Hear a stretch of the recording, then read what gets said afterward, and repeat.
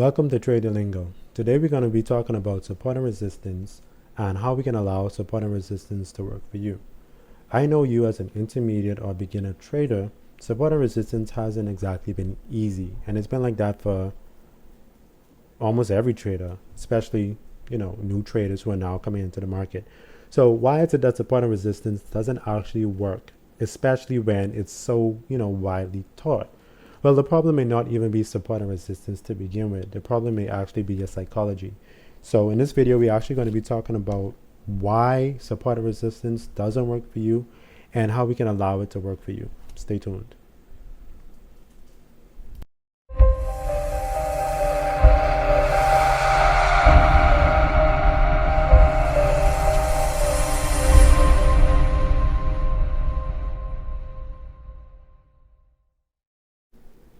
Okay, so before we really get into it, let's actually talk about exactly what support and resistance actually is. So a resistance is just an area on the chart where price comes to and we expect it to continue down or create a downtrend from that area. Resistance is sometimes called ceilings and support is sometimes called floors. In the same way, support or floors, we expect the market to actually reverse and continue up from that area once price reaches that support. We expect downtrends to start from resistance levels and uptrends to start from support levels.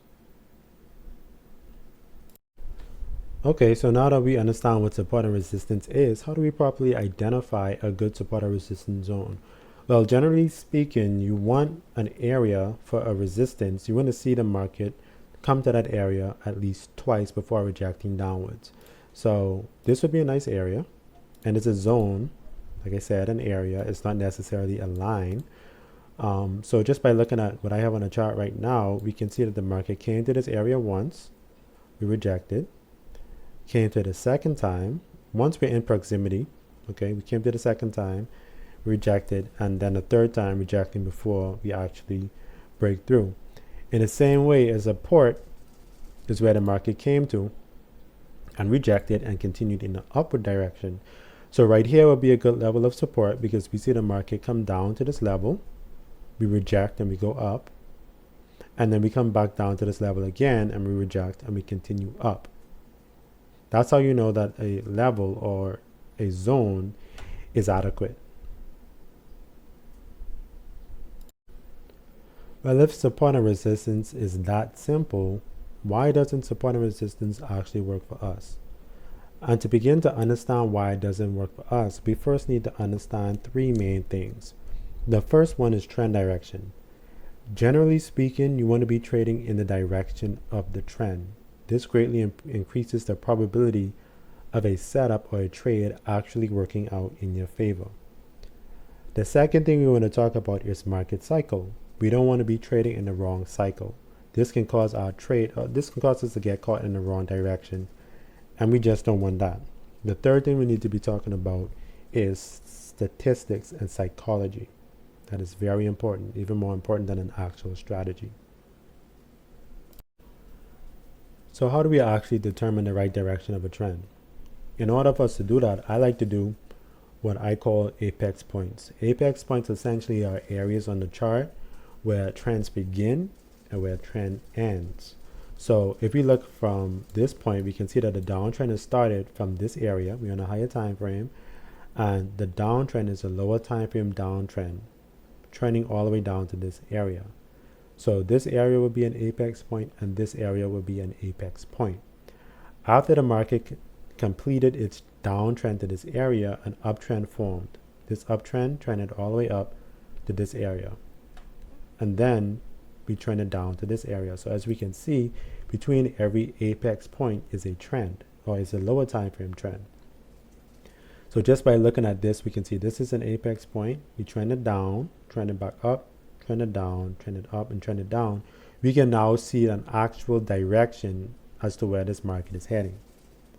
Another takeaway I want to give you today when it comes to actually determining trend direction is trying not to use every lower time frame high or every lower time frame high or low as structure to determine the actual trend direction. And what do I mean by that? So right here we have Let me make that bigger. We have a lower time frame high. Okay. You have a lower time frame high. After we got this high, we see that the market actually broke that high and created a higher high. We also created a higher low. Okay. After the market created a higher low, we then create another higher high. And this is the lower time frame trend that I'm talking about.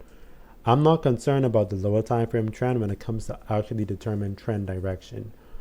When these apex levels break structure, those are the main focus points that's going to determine if I want to continue in an uptrend or continue in a downtrend. So focus more on apex points rather than these lower time frame retracements, because that's actually what they are.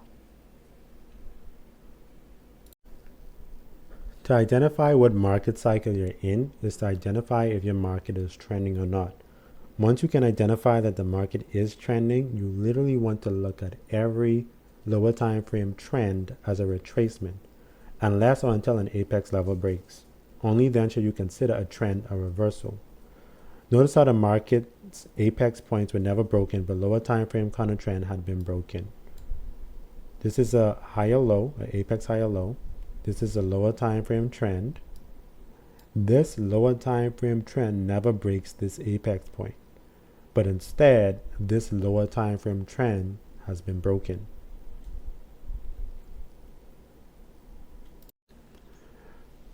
So when it comes to support and resistance, you want to use your apex points as your support and resistance zones.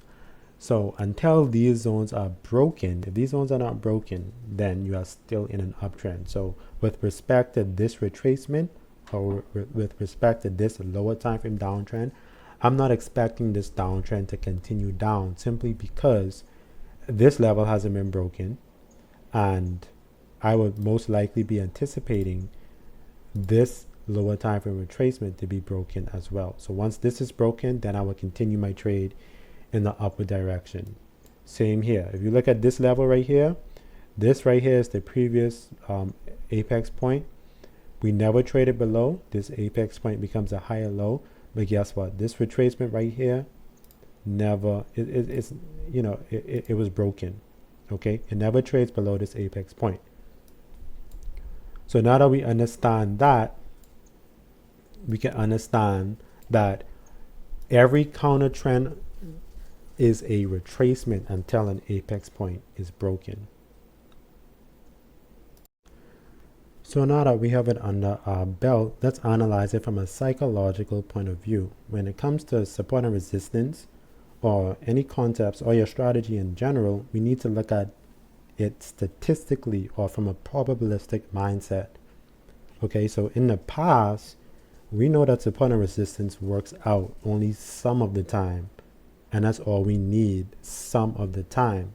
Real traders or professional traders, we know that the money is made through risk management and capitalizing on the trades that actually do win, as opposed to focusing on winning every single trade. To help with that, you need a strategy that can actually perform for you in 3 ways. Okay, 1, you need a simple strategy. One that doesn't need all the stars and the moons to align before you can actually process if this strategy is mine or not. Meaning, like, okay, so when I was, learning different strategies and stuff, I would actually sit on a chart and actually look at my particular strategy. I would see it, but where it wasn't simple. The strategy wasn't simple. Okay. It was a lot going on. I required a lot from my strategy in order for me to take a trade.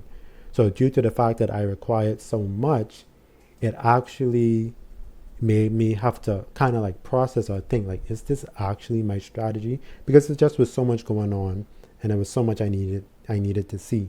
So a simple strategy would eliminate all of that, extraness that you would have to process when it comes to actually taking a setup. Okay.